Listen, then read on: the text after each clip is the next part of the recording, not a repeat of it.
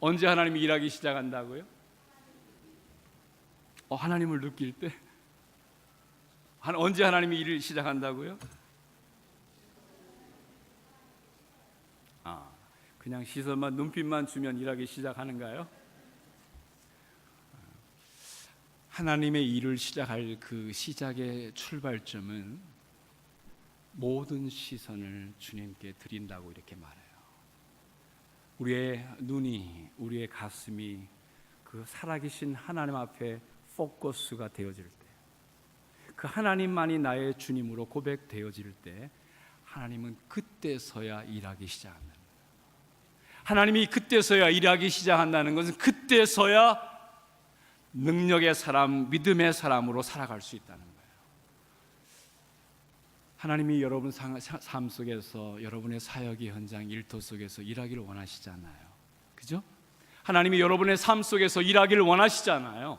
근데 언제 일하기 시작하냐 하면 다름이 아니라 우리의 시선이 그분에게만 포커스 맞출 때, 픽스 되는 거예요. 여기 갔다 저기 갔다 하는 것이 아니라 그분에게만 고정되어 있는 거예요. 임시적으로 포커스 맞추는 거, permanently, 변하지 않고 시선이 집중되어질 때, 그때서야 하나님께서 일하기 시작한다는 거예요. 제가 이 찬송을 좋아하는 이유는 하나님의 역사가 언제 시작되어지느냐, 하나님의 능력이 언제 시작되어지느냐, 우리의 시선이 오직 그 하나님에게만, 그 예수님에게 맞춰지면 하나님께서 그때서야 일하기 시작한다는 거예요. 오늘 저희들 읽은 본문에 보면 아주 비슷한 내용입니다. 하나님의 나라는 무엇에 있지 아니하고, 하나님의 나라는 어디에 있지 않고, 말에 있지 않고 어디에 있느니라? 따라하면 하나님의 나라는, 제가 항상 그 볼륨이 이렇게 저희들이 있잖아요. 이게 마이크 볼륨 아닙니다.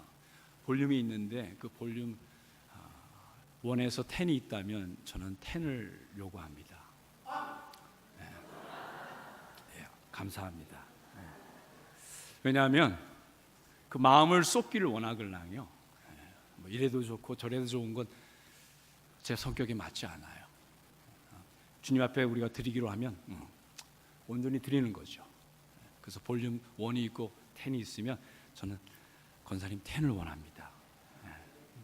하나님의 나라는 말에 있지 아니하고 어디에 있다고요? 능력에 있습니다. 이 말이 도대체 무슨 말입니까? 하나님의 나라는 말에 있지 않고 능력에 있습니다. 이 말이 무슨 말일까요? 이거 10이 넘는 것 같은데요. 목사님 놀라셨겠습니다. 하나님의 나라는 말에 있지 않고 능력에 있습니다. 이 말이 무슨 말일까요? 많은 사람들이 하나님의 나라 이렇게 이야기하면 천국, the kingdom of heaven, 천국을 이야기합니다. kingdom of God, kingdom of heaven, 천국을 이야기하죠. 맞죠? 하나님의 나라는 천국 맞죠?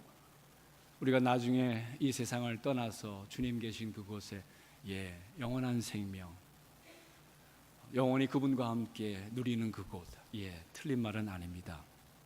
근데 오늘 본문에 나타난 하나님의 나라는 어느 우주 공간에 있는 그 하나님의 나라를 말하는 것이 아닙니다.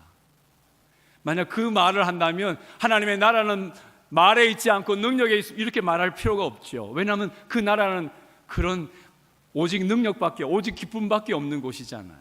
그죠? 하나님의 나라는 말에 있지 않고 능력에 있습니다 말할 때, 이거는 우리가 생각하는, 우리가 이 세상 모든 일들을 마치고 어느 공간에 가서 주님 만나는 그것을 말하는 것이 아닙니다. 하나님의 나라는 그것이 아니에요. 제가 왜 그렇게 얘기하면 근거가 있어야 될 것 아니에요. 무슨 말하는 근거가 있어야 될 거 아니에요. 여러분, 예수님이 이 땅에 처음 오셔서 그분이 처음 선포했던 메시지가 있어요. 그분이 첫 번째 했던 설교가 있잖아요. 마태복음 4장 17절에 보면 예수님이 이 땅에서 처음 선포했던 메시지가 있어요. 무슨 메시지인지 아세요? 뭐예요? 예수님의 첫 번째, 그분의 가슴 속에서 토해내었던 첫 번째 메시지, 그 메시지가 뭘까요? 회개해라. 그 다음에 천국이 가까웠느니라. 아니, 천국이 가까웠다는 말이 뭐예요? 회개해라. Repent. The kingdom of heaven, kingdom of God is near. 바로 내 옆에 있다, 이렇게 말하는 거예요. 예수님이 첫 번째 외쳤던 그 메시지는 하나님의 나라가 바로 내 옆에 있다. 그리고 나서 그 앞에 회개해라, 이렇게 말했어요. 예수님이 선포했던 그 하나님의 나라가 바로 내 옆에 있다는 말의 뜻이 뭐예요?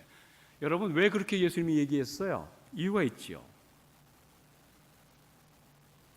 회개라는 그 말은 눈물 흘리고 콧물 흘려서 하나님 용서해 주세요, 예, 맞는 이야기죠. 그러나 본질적인 것은 회개라는 그 말은 그 이상입니다.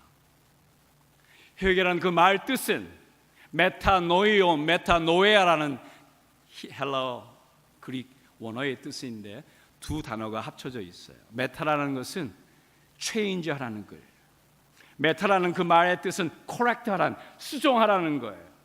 메타라는 그 말 뜻은 클린징하라, 청소해 버려라는 뜻이에요.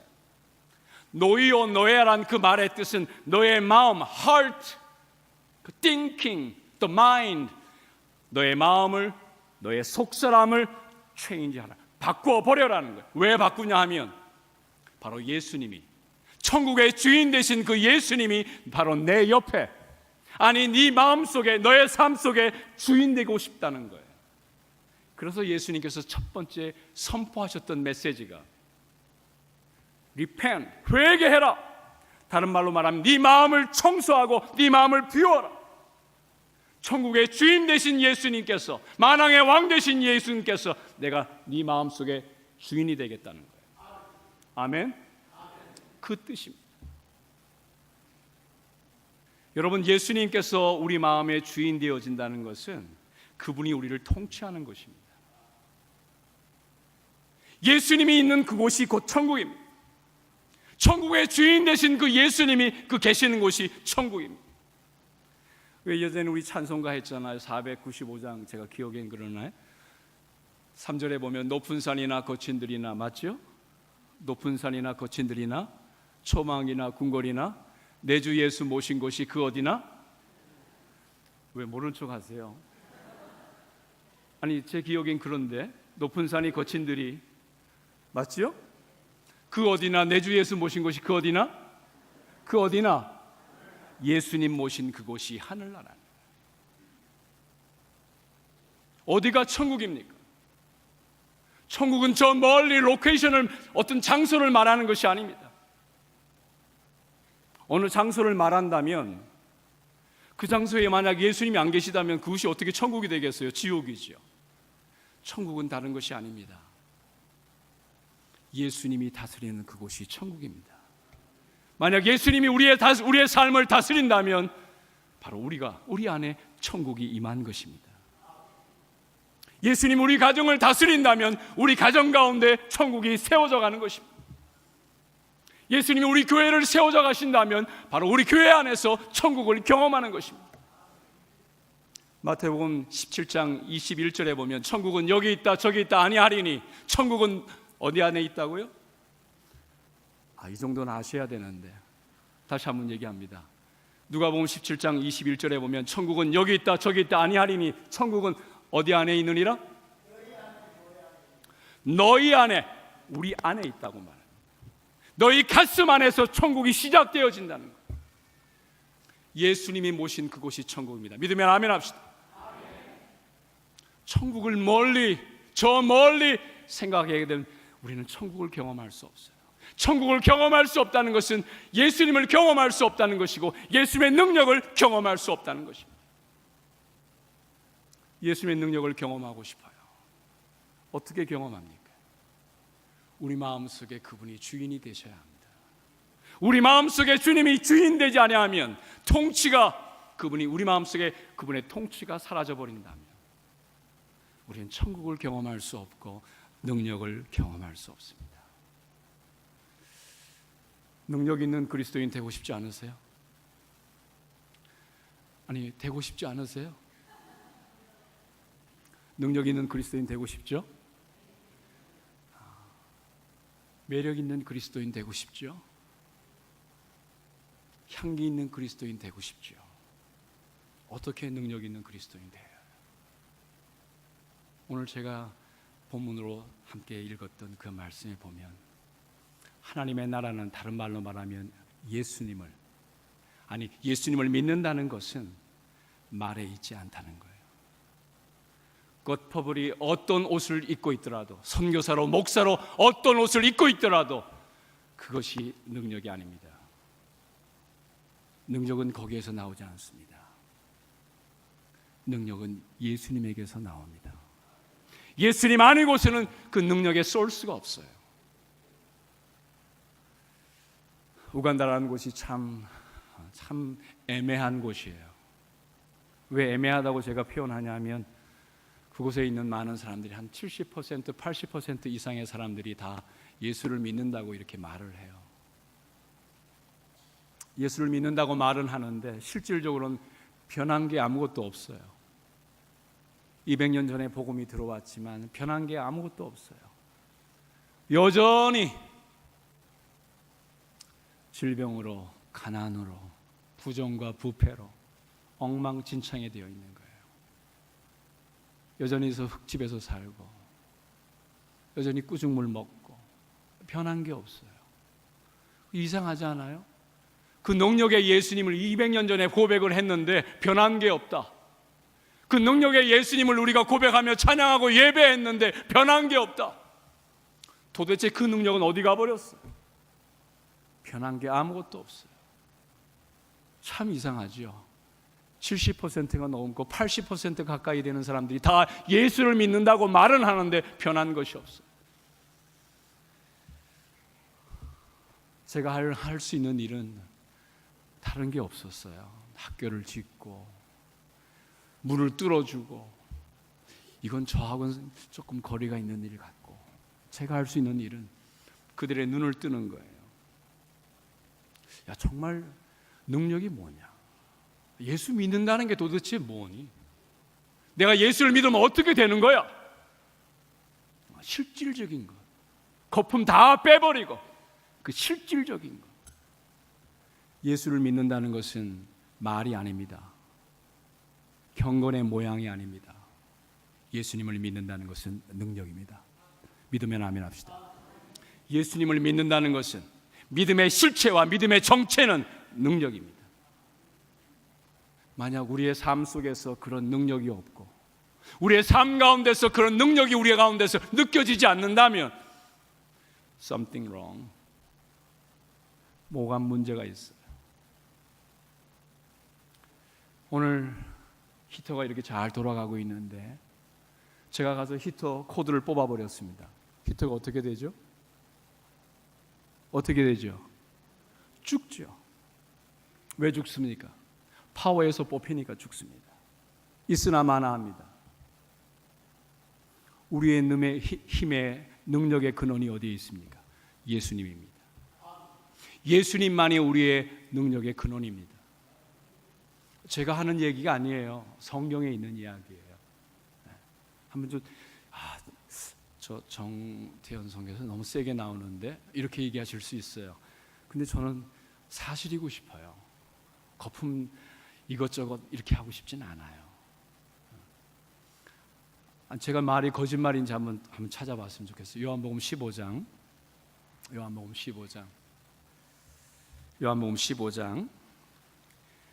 파워에서 코드가 뽑혀지면 어떤 모습인지 이야기합니다. 요한복음 15장 4절 5절에 있는 말씀입니다. 요한복음 15장 4절 5절 두 절에 있는 말씀 제가 읽습니다. 내 안에 거하라, 나도 너희 안에 거하리라.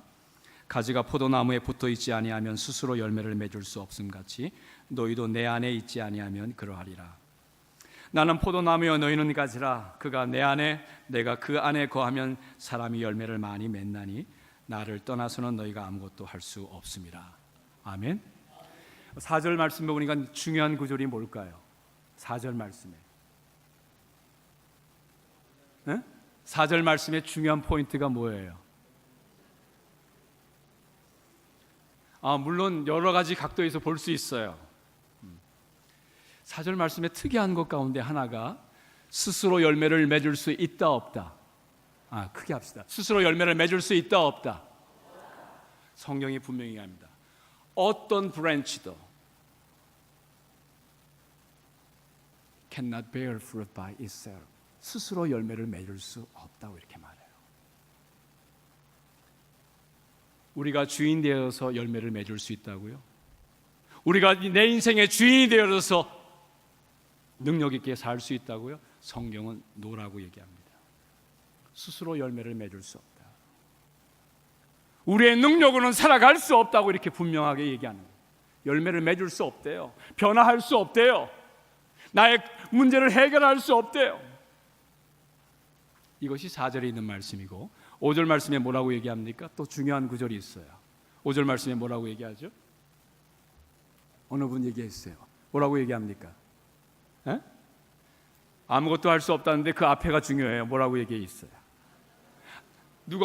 거기에 나는 누구죠? 예수님이에요. 예수님을 떠나서는 아무것도 할 수 있다 없다? 이 정도가 가깝네. 예수님을 떠나서는 할 수 있다 없다? No. 예수님을 떠나서는 할 수 있다 없다? 없다예요.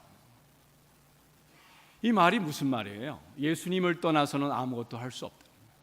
코드가 뽑혀버리면 아무것도 할 수 없다는 거예요.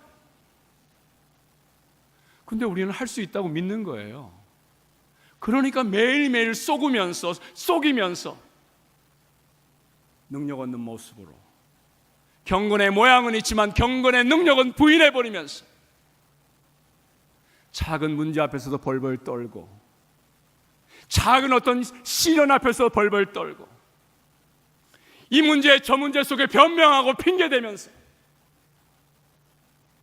예수님은 어디에 있습니까? 능력의 그 예수님은 도대체 어디가 있습니까?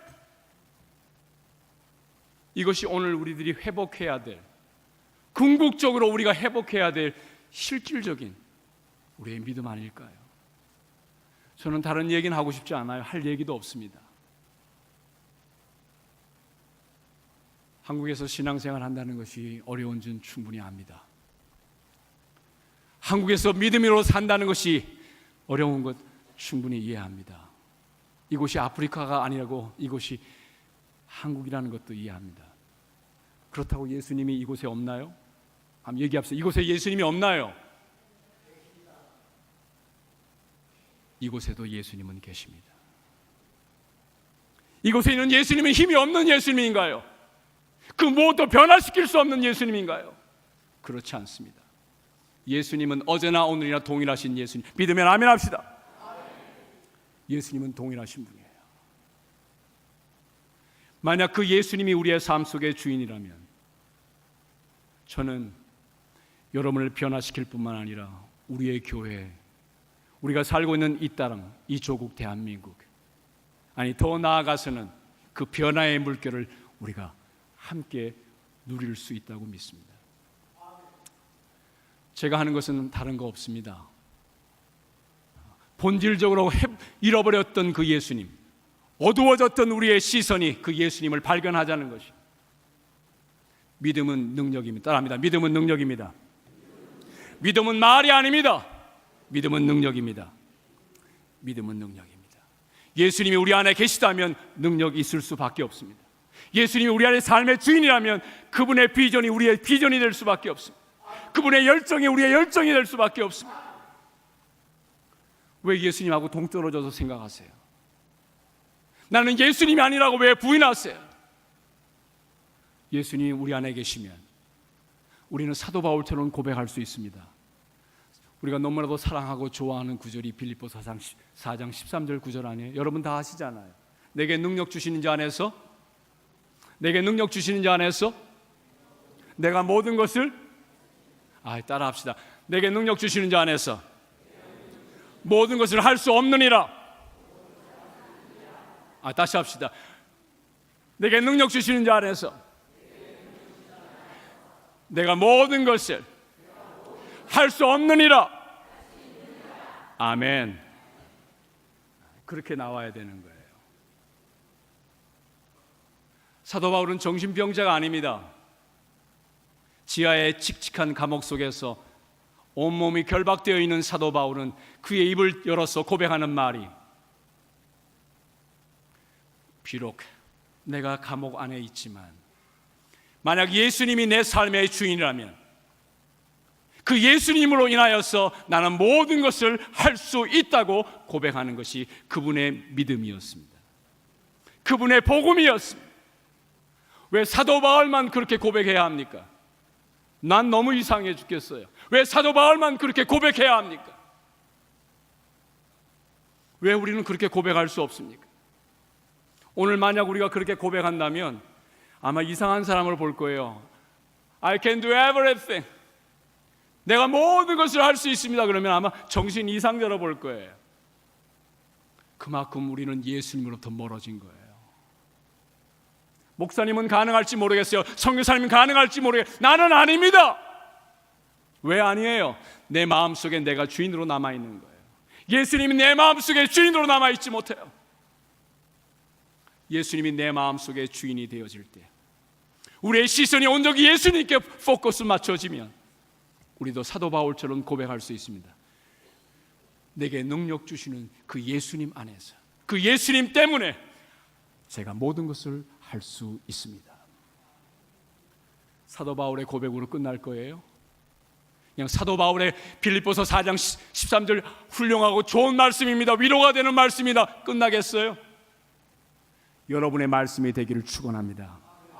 나의 말씀이 되어져서 우리의 입을 열어서도 내가 예수님 안에서 모든 걸 할 수 있어.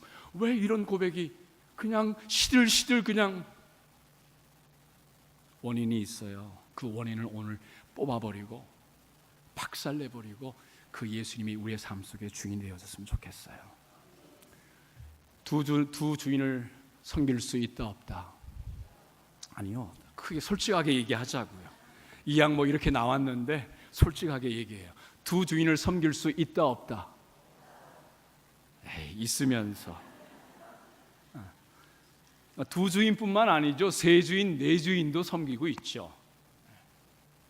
근데 성경은 뭐라고 얘기하죠? 두 주인을 섬길 수 있다 없다? 그 말은 무슨 말이에요? 여러분 마음속에 만약 예수님도 있고 이 세상에서 가장 무서운 왼수가 누군 줄 아세요? 목사님 자신 있습니다. 이 세상에서 가장 무서운 왼수, 예, 자신 있습니다. 누구세요? 그랬더니 우리 남편입니다. 뭐 그럴 수 있죠. 이 세상에 가장 무서운 왼수, 지긋지긋한 왼수, 뭐 그렇게 될 수 있겠죠. 여러분 이 세상에 가장 질기고 질긴 왼수가 누군지 아세요? 여러분의 아내, 여러분의 남편, 아니면 여러분 주위에 있는 그 어느 누군지 아세요? 네? 돈이 왼수 될 수 있죠. 그놈의 왼수, 예, 될 수 있죠. 아니에요. 누가 가장 질기고 질긴 왼수일까요? 끊어버릴래야 끊어버릴 수 없는 왼수가 있어요. 누군지 아세요? 에? 나 자신입니다. 나 자신이에요. 사실 가장 큰 왼수는 저 멀리 있는 게 아니에요. 나예요. 나의 자아예요. 나의 에고예요. 나의 삶 속에서 자꾸만 내 고집대로 하고 싶어요. 내 원하는 대로 하고 싶어요. 내 뜻대로 되어져야 돼요. 누구를 괴롭히니까? 나를 괴롭히는. 내가 주인 되어진다는 것은 내가 여전히 살아있다는 거예요.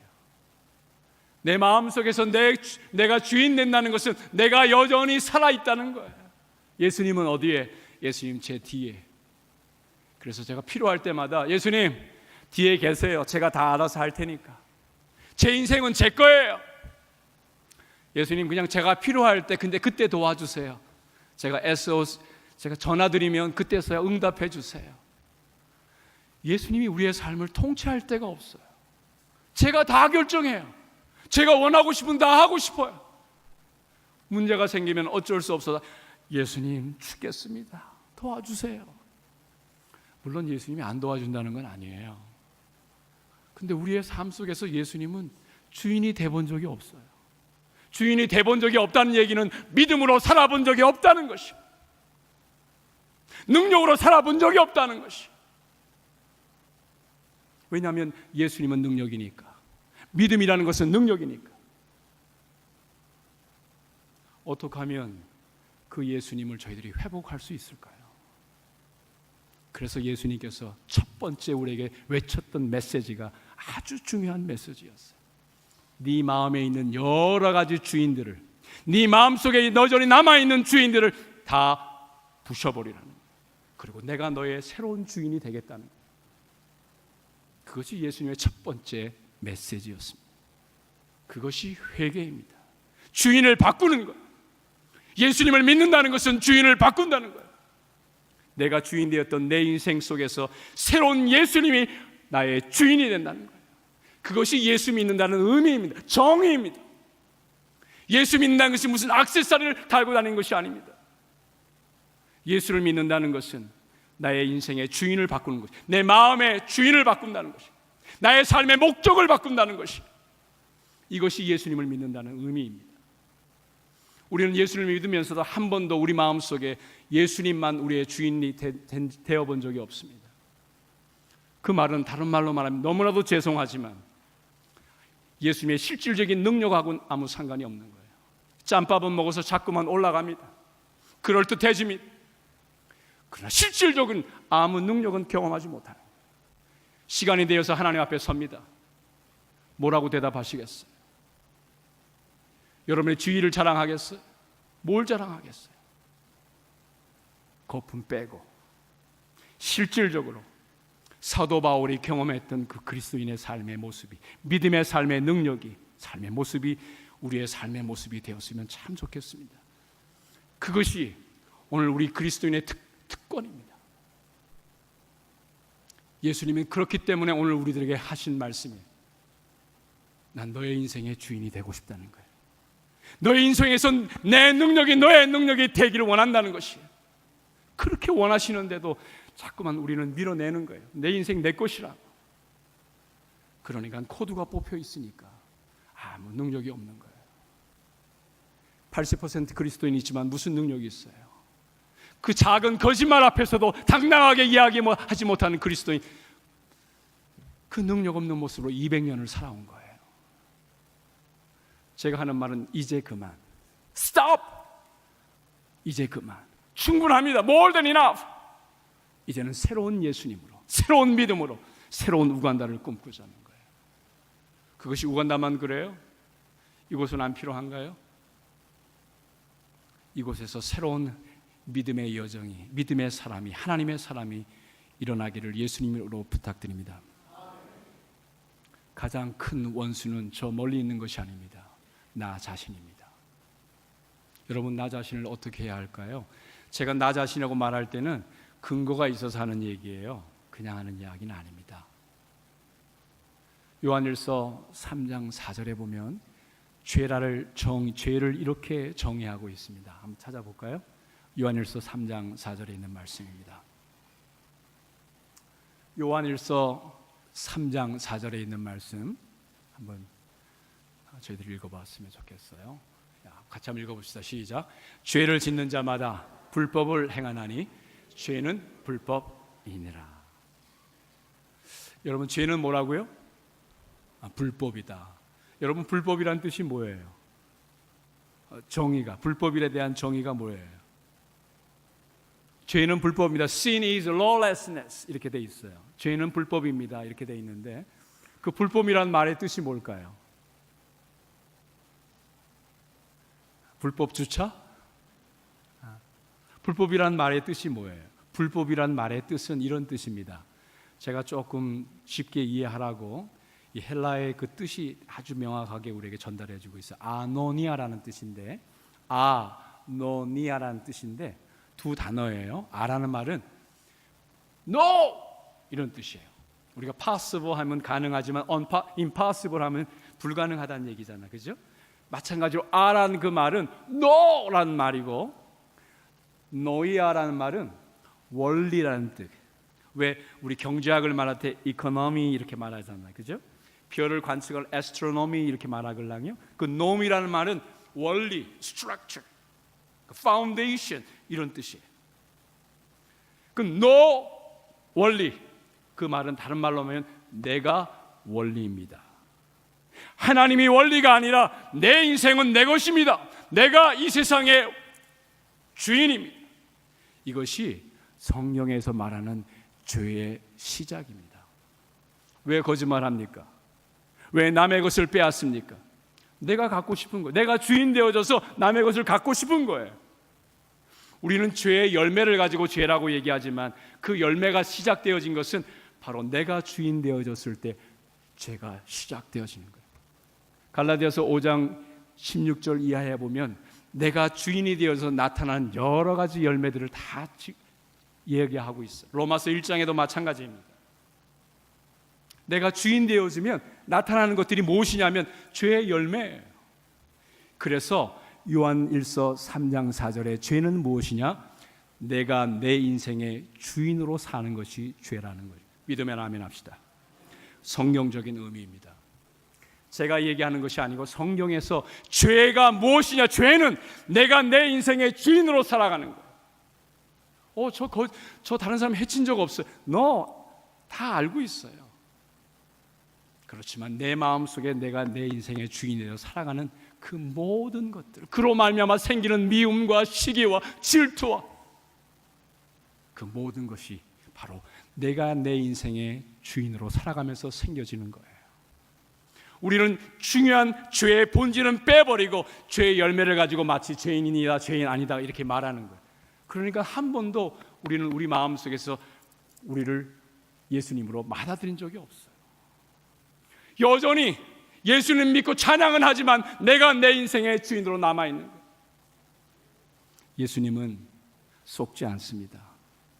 여러분은 저를 속일 수 있고 제가 여러분을 속일 수 있어요. 그러나 예수님은 우리의 중심을 보신다고 말씀합니다. 그분 우리의 중심을 원하시지 우리의 껍데기를 원하지 않습니다. 많은 분들이 예수님에게 중심은 드리지 않습니다. 교회 와서도 앉아있지만 우리의 생각이 딴 곳에 가 있습니다. 우리의 마음을 주님 앞에 드리지 않습니다. 우리 마음속에 예수님이 주인 되지 않습니다. 그러면서 앉아있으면서 예배 드린다고 말합니다. 죄송합니다. 예수님은 우리의 중심을 보십니다. 그분 우리의 중심을 원하는 것이지 껍데기를 원하지 않습니다. 그래서 마태복음 6장 22장 37절 이후에 보면 하나님을 사랑하되 어떻게 사랑하면 내 마음을 뭐하고? 내 마음을 뭐하고? 다하고 또 뜻을 다하고 힘을 다하고 목숨을 다해서 하나님을 사랑해라 이렇게 말하고 있는 것이죠. 왜? 하나님은 우리의 마음을 원하십니다. 그분은 우리의 껍데기를 원하지 않습니다. 그분은 우리의 속의 하트를 전부를 원하십니다. 왜 전부를 원하시느냐? 우리가 그분에게 코드가 꽂혀 있기를 원하세요. 코드가 꽂혀 있어야만 그분의 파워가 우리의 파워가 될 수 있기 때문에, 그래야 그분의 능력이 우리의 능력이 될 수 있기 때문에 믿으면 아멘 합시다. 그분의 능력이 우리의 능력이 되어진다면 저희들 또한 사도 바울처럼 고백할 수 있는 거죠. 예수님 안에서 모든 것을 할 수 있다는 거예요. 얼마나 놀라운 고백입니까? 왜 사도 바울만 그런 고백을 해야 합니까? 오늘 이 자리에 참석한 사랑하는 주의 우리 사랑하는 식구 여러분 모두가 그 고백이 여러분의 고백, 저의 고백이 되었으면 좋겠습니다. 이 시대가 어렵습니다. 예, 맞습니다. 무척 어렵습니다. 교회의 현실도 너무나도 어렵습니다. 어떻게 헤쳐나가겠습니까? 어떻게 이 어려움들을, 무거움들을 헤쳐나갈 수 있겠습니까? 형식 가지고요, 택도 없습니다. 지난날에 그렇게 해왔다고 해서 택도 없습니다. 예수 그리스도의 능력이 아니고선 해답이 없습니다. 믿으면 아멘 합시다. 예수 그리스도의 능력이 저희들에게 필요합니다. 그 능력이 우리에게 접목이 되어지면, 우리가 그 능력에게 접속이 되어지면, 커넥션이 되어지면 그분의 능력이 우리의 능력이 되어진다면 무엇이 두렵겠어요? 저희들도 예수 사도 바울처럼 I can do everything, 내가 예수님 안에서 모든 것을 할 수 있습니다. 얼마나 담대한 고백입니까? 바라기는 이곳에 있는 모든 우리 믿음의 식구들이 다 그런 고백이 여러분의 고백이 되었으면 좋겠어요. 한 군데만 더 찾아보고 마치겠습니다. 일찍 마치는 게 또 잘하는 설교잖아요, 그죠? 우리 요한일서 한번 찾아보죠. 요한일서 5장입니다. 요한일서 5장 4절로 5절에 있는 말씀 같이 보겠습니다. 요한일서 5장 4절로 5절에 있는 말씀 우리 같이 한번 큰 소리로 읽겠습니다. 시작. 무릇 하나님께로 난 자마다 세상을 이기느니라. 세상을 이기는 승리는 이것이니 우리의 믿음이니라. 예수께서 하나님의 아들이심을 믿는 자가 아니면 세상을 이기는 자가 누구냐. 여기 굉장히 분명하게 말씀하고 있죠. 제가 다시 한번 읽을게요. 무릇 하나님께로 난 자마다 세상을 이기느니라. 세상을 이긴다, 진다? 이긴다. 이겨도 그냥 이기는 게 아니라 넉넉히 이깁니다. 그죠? 어떻게 이기느냐? 4절에 보니까 세상을 이기는 승리는 이것이니 우리의 무엇이니라? 우리의 무엇이니라? 믿음이 뭐예요? 그 믿음이라는 것은 사도 바울이 고백했던 것으로 이제는 내가 산 것이 아닙니다. I'm no longer live. 더 이상 내가 산 것이 아닙니다. 오직 내 안에 예수님만 살아계십니다. 이것이 사도 바울의 믿음이었어요. 이것이 사도 바울의 복음이었어요. 여러분의 믿음은 무엇입니까? 기도하면 예수님 복 주신다. 이것이 여러분의 믿음입니까? 여러분의 믿음이 무엇입니까? 예수님만 여러분의 삶 가운데서, 가슴 가운데서 살아계십니다. 예수님만이 나의 하나님입니다. 예수님이 나의 힘이십니다. 이것이 우리의 믿음입니다. 그렇죠? 그 믿음 안에서 세상을 넉넉히 이긴다는 거예요. 아멘? 놀랍잖아요. 5절 보니까 예수께서 하나님의 아들이심을 믿는 자가 아니면 세상을 이기는 자가 누구냐? 세상을, 만약 그 믿음이 아니라면 세상을 이길 수 있다 없다? 없다. 이 말을 뒤집으면 믿음이 있는 자만이 이 세상을 이길 수 있다는 거예요. 그 믿음으로 이 세상을, 여러분의 문제를, 여러분의 환경들을, 삶을 믿음으로 승리하는 여러분 모두가 되시길 바랍니다. 환경 탓하지 맙시다. 조건을 탓하지 맙시다. 언제 우리 조건을 탓했습니까? 언제 조건 때문에 우리가 믿음의 여정을 시작했습니까? 예수님이 나의 힘이시기에, 예수님이 나의 기쁨이요 나의 생명이시기에, 그 예수님 통하여서 믿음의 놀라운 역사들, 믿음의 놀라운 능력들 경험하고 누리는, 나누는 여러분의 삶이 되시기를 예수님으로 축원합니다.